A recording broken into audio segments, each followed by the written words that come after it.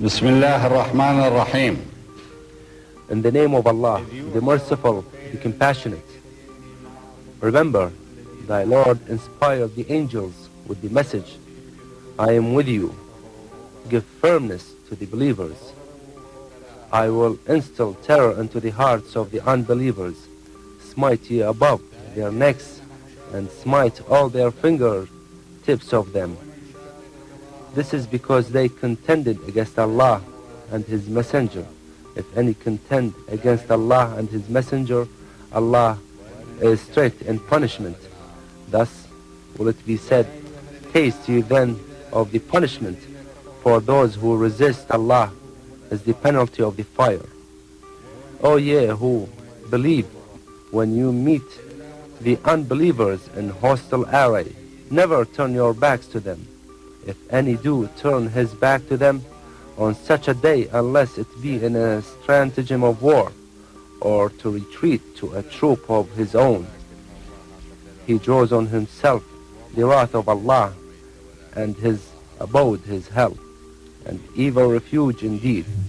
It is not he who slew them, it was Allah when thou threwest a handful of dust.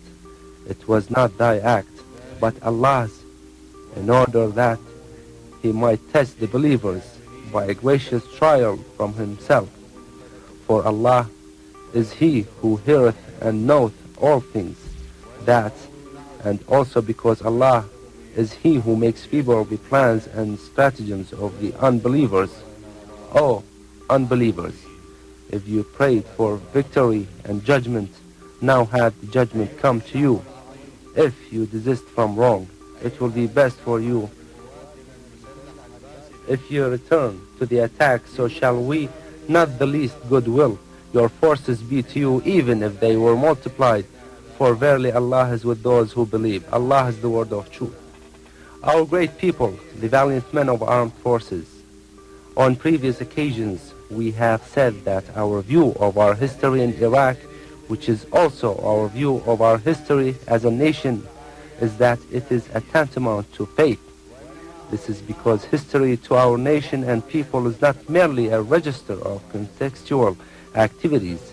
It is rather a record of sacrifices made in blood in order for the nation to preserve its qualities and maintain its role, and in order for our people as well to remain as such. What raises history and elevates it to the status of belief is the fact that the sacred blood shed in the most crucial situations for our nation to assert its traits and its mission to augment its everlasting contribution to humanity has been the blood of the mujahideen who loved Allah and would therefore not hesitate to carry out their missions as designated by Allah the Almighty, along with the honor they had in carrying the call of the message of heaven to mankind as a whole, after spreading it in their own great nation. This is how the faithful people of our nation view history, and this is how we have read our history and believe in its meanings, and have hence stressed that our history is not merely a series of events, as in the case in the history of lot of activities and situations in life for other nations and peoples.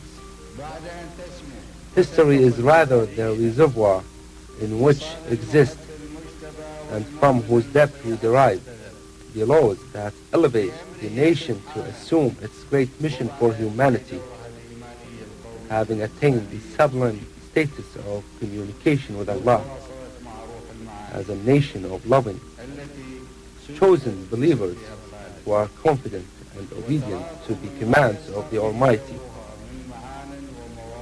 A nation conscious of its great mission of faith, both national and on the level of humanity, which is extended from the essence of the tenets established throughout its eternal history, and the wealth of values adoring the landmarks of distinction along its mission. After the absence from the fields, arenas, and objectives of the Almighty, when He has willed it to be extended, your role returns again to you. Iraqi men and women of valor and sacrifice, heroes of our valiant armed forces under all your titles. Your role is regained now that you have snatched the opportunity to reassume it deservedly with your special traits which emanate from your great faith and all that brings satisfaction to Allah, the gratification to the homeland and the nation on the arenas of this role of yours and this eternal mission. You have presented scores of martyrs which keeps your picture bright and unblemished as you have evinced no reluctance whatsoever in taking the stand of faith and dignity with which you have responded to the call of history, blessed with the spirit and fragrance of heaven. History, which you have treated as a glorious faith, returns now, carrying all the values and requirements of faith and generous sacrifice in order to strengthen its principles and the edifice of your glorious community on the basis of those principles. History is a doctrine of the present that is linked to the spirit and values of the glorious past. Its spirit and high effect exist in you, valiant men and women. Hence our celebration of the 6th of January every year as a historic mission of the struggle and jihad of our heroic armed forces and faithful people on the basis of the same values already referred to. Now that you have reaffirmed these meanings through your faith and stance, through the blood shed by those martyred or wounded amongst us, and through the suffering and resilience of our prisoners of war. So this has become a day for us to recall all these meanings as we celebrate and honor the day every year. This celebration is unlike any other because this one of honor and renewal of our pledge to the Almighty before ourselves, our people and armed forces, and our nation and humanity, as a people and army of mujahideen, men and women who have established the foundation for this faith in the depth of our blood and suffering, and in our treatment of the spirit of history, whereby we recall history in our sacrifices and our readiness as followers of a rich and glorious faith at present and in the future as well. On this basis, great people and army of valiant mujahideen, when we celebrate and honor the 6th of January, we take another look at and ponder in a spirit both pure and full of faith, unstained by treason to the principles or abandonment of the pledge we made to Allah, the nation and humanity. Not only the difficulties which we have been through or which have been imposed on us, difficulties through the clause of which we have derived, all that would bring dignity and pride to our nation, but also the role and stand awaiting us.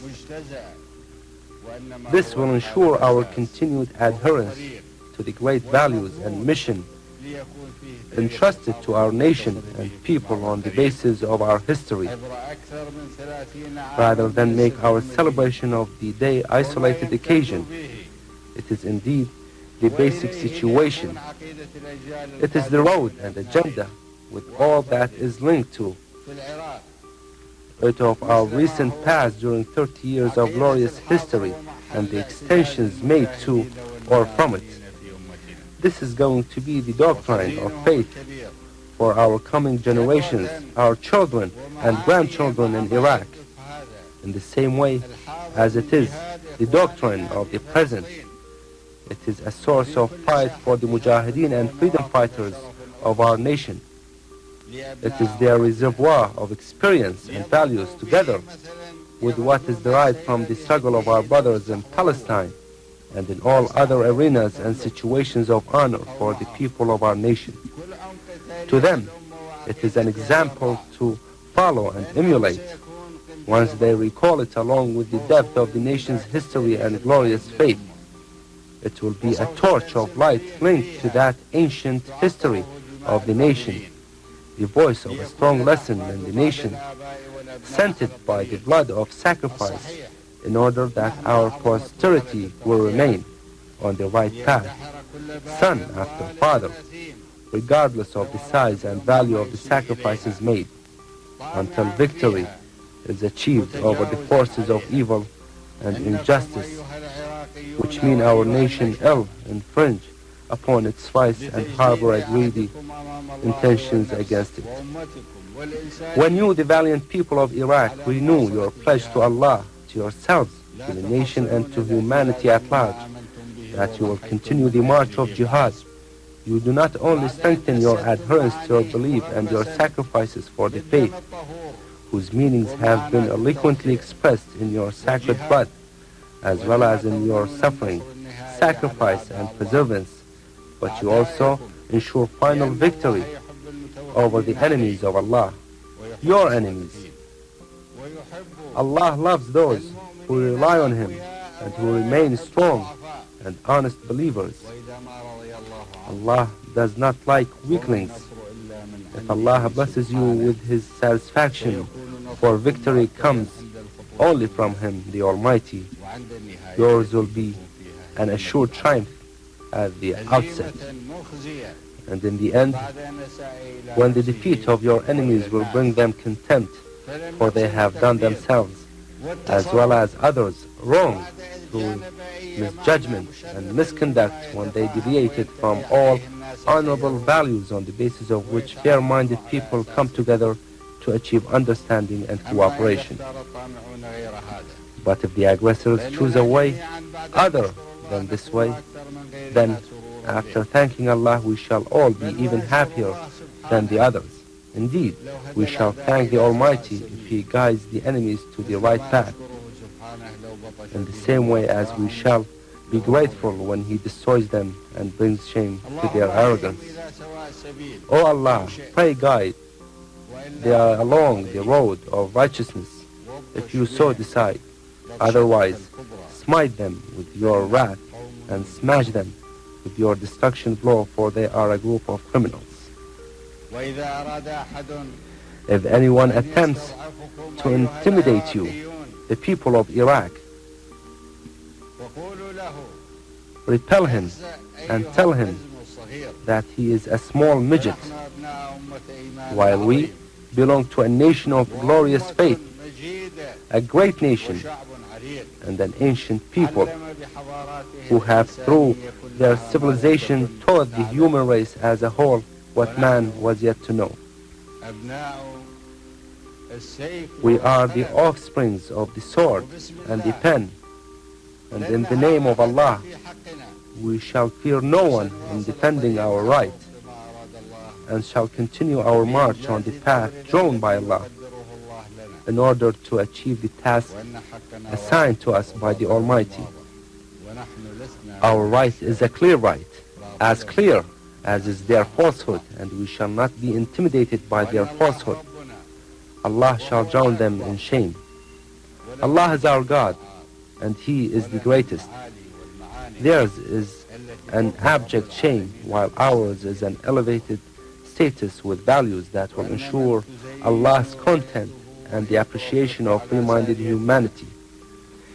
He whose hoisted banner is adorned with the call, Allah is the greatest, fluttering on its post, and who keeps his pledge to Allah, to the martyrs and to the faithful, shall fear no tyrants. Our chests are filled with the great conviction in our victory, whose fruit will be in our hands and whose banners will be all over our heads as a great people in a glorious nation, God willing. Shame and more shame with defeat will go to your opponents, and may every new year bring happiness and well-being. We salute the Palestinian people of heroic mujahideen, as well as every hero and heroine among us, the champions of self-sacrifice, who confront the Zionist aggression with their lives and thus foil the wrong ideas of the American administrations, which have acted in alliance with their artificial Zionist creation, in the crimes they perpetrate and the shame they reap. Glorious and sublime are our martyrs in Palestine, Iraq, and the nation as whole. Long live Palestine, free and Arab from the sea to the river. Long live great Iraq and its valiant army of mujahideen. Long live our glorious Arab nation. Greetings to every valiant hero and noble heroine in our nation as they repel and resist injustice. Courageous men and women of our great people and our valiant armed forces. We know you and trust the pledge that you have taken upon yourselves on several occasions. We are confident, as we rely on him, the great keeper of all power, the merciful, the compassionate, that you will be with every new dawn for a new day, better and better, until you attain the best state with Allah's grace. To the disappointment of your desperate enemies, the friend and wicked assistants of Satan, the inhabitants of night and the dark, the moon, the stars, and the sun will, with Allah's grace, expose all the schemes that they hide in the darkness of their minds and chests. Their arrows will go astray, while your arrows will hit them. Now that Allah has deemed your struggle to be a driving force in the march of every mujahid and freedom fighter in your nation and in the peoples of the world at large against injustice and its perpetrators, spearheaded by their master, their tyrant. Be aware then, brothers, that victory is yours now, in the past and on the day of final harvesting, in spite of all hysterical hubbub and clamor which the enemy has been making. For the enemy has many objectives behind this uproar and self-defeating pandemonium. Iraq is not the only target in this confession, even if the noise is meant to intimidate us and to cover the aggression to be decided by the enemy whenever the devil so instructs him. The objective is rather to subject the Arab Gulf area to a full, complete and physical occupation through which to achieve many goals. These include political interference and military intervention in the countries of the region in a manner unaccustomed before, with a view to securing complete control over their resources. The fragmentation of some of these countries, which has been a dream declared by the enemy since the early 1970s, and about which various enemy scenarios have been published, may have gone some way towards being achieved now, including the occupation of land at the lowest cost possible. But the enemy will pay dearly later on top of what it is paying at present for its reckless policies of greed and expansionism, through its noise and rumblings, coupled with the ongoing aggression and blockade inflicted on Iraq. The enemy is providing cover for the heinous crimes perpetrated by the Zionist entity against our people in Palestine. In this respect, the enemy has achieved a lot of the objective desired by Zionism. For now, the public opinion is diverted completely towards the enemy's noise and mobilization against Iraq and the confusion it has created about the Gulf, leaving very little room for the Zionist aggression to be attended to, condemned and confronted. The enemy is preparing now to control entry to the Red Sea and the gateways to the Arab Sea, with a view to ensuring enemy interests and security for the Zionist entity, while securing transport lines for oil and military shipments there. The enemy is in full coordination with the Zionist entity in this respect and has achieved a lot of what it wanted to see achieved in order to cover the weaknesses of its agencies, as exposed before the U.S. public opinion vis-à-vis the events of 11th of September 2001 and the weakness, or indeed near collapse of the United States economy, The enemy has been trying to divert the American people's attention from these facts, the details of which are being sought by many conscientious people there. This includes the failure of the policy of the United States towards the Palestinian question and the rights of the people of Palestine, the failure of U.S. policies in the world in general, with anger and hatred being generated among its people everywhere against those policies, as well as the failure of U.S. military policy in Afghanistan in the face of local resistance there. One of the objectives of the enemy's continued aggression and pressure on Iraq is to provide psychological support in a climate of saber-rattling in order to intimidate the people of the Middle East and the world, and to make the inspection teams go beyond the declared objectives of the Security Council, even in the bad resolution issued in its name. So now, instead of looking for the so-called weapons of mass destruction in order to expose the distortion and lies propagated by those who endeavor in vain to deceive public opinion, the inspection teams are interested in collecting names and making lists of Iraqi scientists, addressing employees with questions that carry hidden agendas, giving special attention to military camps, to unprescribed military production, and to other matters, all or most of which constitute purely intelligence work. The covers used to camouflage the subjects which we have mentioned, or say the largest part of them, are required for those subjects which also need the sound of weapons and the perpetuation of crisis in the Arab homeland and its periphery. In the meantime, the enemy's occupation of the Gulf and the Red Sea will have been established, which will enable the enemy, whose lines of communication and transport will now have become shorter, to launch aggression and cause damage in any direction it chooses, including expanding its aggression against Iraq on the basis of strategic and tactical objectives.